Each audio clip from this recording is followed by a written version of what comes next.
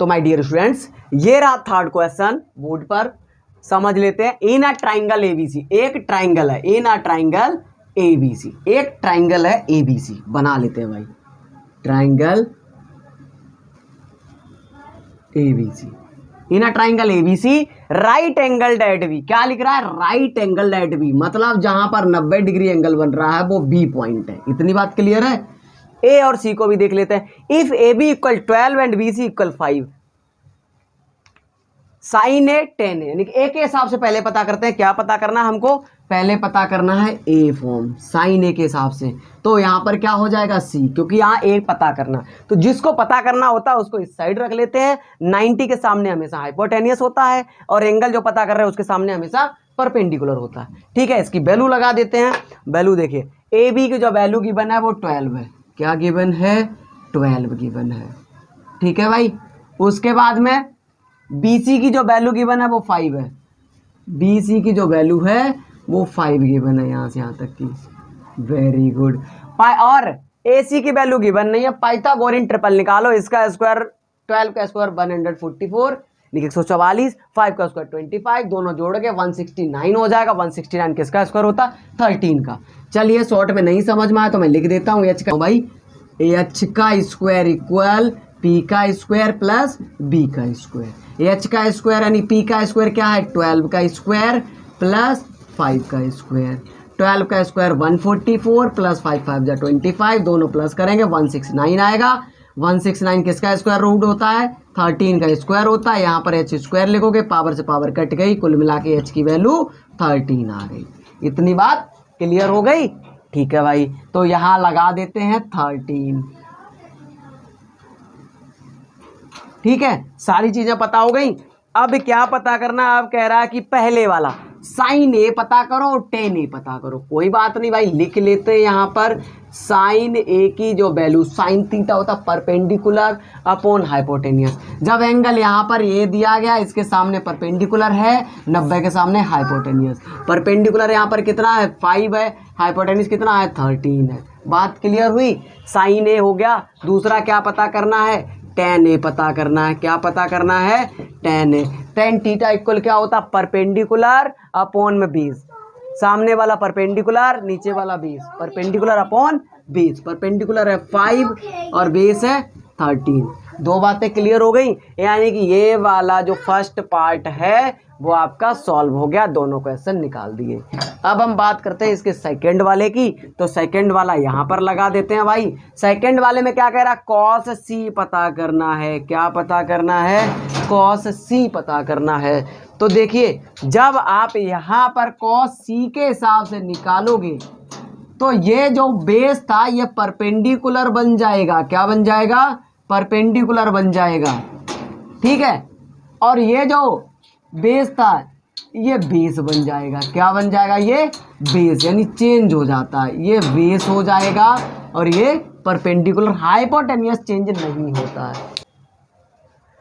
तो भाई कॉस सी के हिसाब से निकालते हैं। कॉस सी कॉस थीटा इक्वल क्या होता है, बेस अपॉन हाइपोटेनियस। ठीक है, सी के अकॉर्डिंग बेस क्या है, सी के सामने परपेंडिकुलर ये वाला बेस है, तो बेस क्या है 5, हाइपोटेनियस 13। कभी चेंज ही नहीं होता, हाइपोटेनियस परपेंडिकुलर और बेस चेंज होते रहते हैं। उसके बाद अगला क्या पूछ रहा है, कॉट सी। क्या पूछ रहा है, कॉट सी। कॉट टेन का उल्टा होता है। टेन क्या होता है, परपेंडिकुलर अपॉन बेस। क्या होता है, परपेंडिकुलर अपॉन बेस। तो कॉट उसका उल्टा, बेस अपॉन परपेंडिकुलर। सी के हिसाब से बेस ये है, परपेंडिकुलर ये है, तो बेस कितना बन रहा है भाई, 5 बन रहा है। परपेंडिकुलर क्या बन रहा है, 12 बन रहा है। इतनी बात समझ में आई। ये था थर्ड क्वेश्चन। उम्मीद है आप लोगों को समझ में आ गया होगा। अब देते हैं आपको अगला question. My dear students, 4 question ये रहा बोर्ड पर। सिंपल सा क्वेश्चन है, ज़्यादा कुछ नहीं है। क्या गिवन है, साइन ए इक्वल 3/5 है। तो ए के अकॉर्डिंग आपको फाइंड करना है। तो इसमें एंगल की सारी वैल्यू नहीं दी है, हमें वो भी निकालनी पड़ेगी। मान लो एक ट्राइंगल बना लेते हैं हम। यहाँ पर ट्राइंगल है ये ए बी सी, ए के अकॉर्डिंग चलना है, तो यहाँ पर जो रहेगा वो ए एंगल रहेगा, ए। तो यहाँ पर बी मान लेते हैं, कोई दिक्कत नहीं है। 90 पे बी हो गया और ये सी हो गया। ठीक है, एक ट्राइंगल बना लिया हमने, ट्राइंगल ए बी सी। ए के अकॉर्डिंग हमें चलना है, ठीक है। तो साइन ए की वैल्यू दी है। अब यहां पर हम बात करते हैं साइन ए के हिसाब साइन थीटा इक्वल होता क्या है, परपेंडिकुलर अपॉन हाइपोटेनियस होता है। और जो दिया गया आपको 3/5। 90 ए के एंगल के सामने हमेशा ये वाला परपेंडिकुलर होता है, ये वाला परपेंडिकुलर होता है। तो इसकी वैल्यू क्या दी है, देखो पी इक्वल क्या दे रहा है, 3 दे रहा है। इसका मतलब ये वाली वैल्यू आपका 3 हो गई। और हाइपोटेनियस मतलब ये वाली आपकी 5 गिवन है। इतनी बात क्लियर हुई। बेस आपको फाइंड करना है, पाइथागोरस थ्योरम ही लगानी पड़ेगी। पाइथागोरस थ्योरम क्या है, P square plus B square equal में एच स्क्वायर, ठीक है। यहां से बेस फाइंड करते हैं।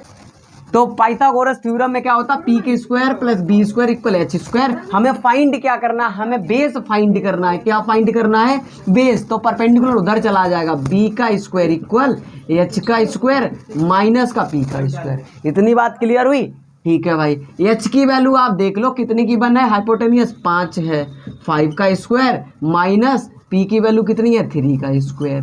5 5 जा 25 माइनस 3 3 जा 9 और 9 माइनस करेंगे 16 बचेगा। ये है कितना, बी का स्क्वायर। इसका मतलब क्या है, बी स्क्वायर इक्वल 4 पे पावर 2 लिख सकते हैं, पावर से पावर कट गया।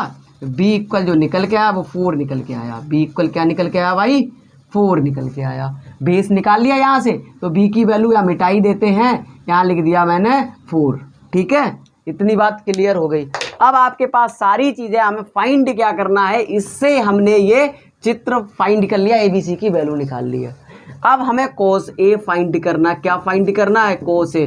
कोस थीटा इक्वल होता क्या है, कोस थीटा इक्वल होता है बेस अपॉन हाइपोटेनियस। अब ए के हिसाब से बेस तो यही है ना 4, ए के अकॉर्डिंग बेस क्या है, यही 4 वाला है। और हाइपोटेनियस कितना है, 5 है। यही आंसर है। अगला क्या है भाई, अगला हमें tan ए फाइंड करना है। क्या फाइंड करना है, tan ए। tan थीटा इक्वल क्या होता है, परपेंडिकुलर अपॉन बेस होता है। तो परपेंडिकुलर की वैल्यू कितनी गिवन है, देख लो उधर, परपेंडिकुलर की वैल्यू 3 है और बेस की वैल्यू कितनी है, 4 है। ये था क्वेश्चन नंबर 4। उम्मीद है आपको समझ में आ गया होगा। तो माय डियर स्टूडेंट्स, आज का वीडियो यहीं तक रखते हैं। उम्मीद है आप लोगों को समझ में आया होगा।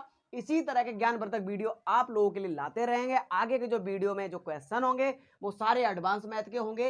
बेसिक और एडवांस सारे लोगों के लिए काम आएंगे। और अगर किसी कोई भी बच्चा ओलंपियाड वगैरह की तैयारी करता है तो उसके लिए चैनल बहुत ज़्यादा बेस्ट रहेगा। अगर सब्सक्राइब नहीं किया तो सब्सक्राइब कर लो, बेल आइकन को हिट कर दो, यानी बेल आइकन को दबा दो, ताकि इसी तरह के वीडियो जब भी हम बनाएं तो आपको नोटिफिकेशन मिलता रहे। वीडियो पूरा देखने के लिए बहुत बहुत धन्यवाद। आपका दिन शुभ हो। Thank you very much.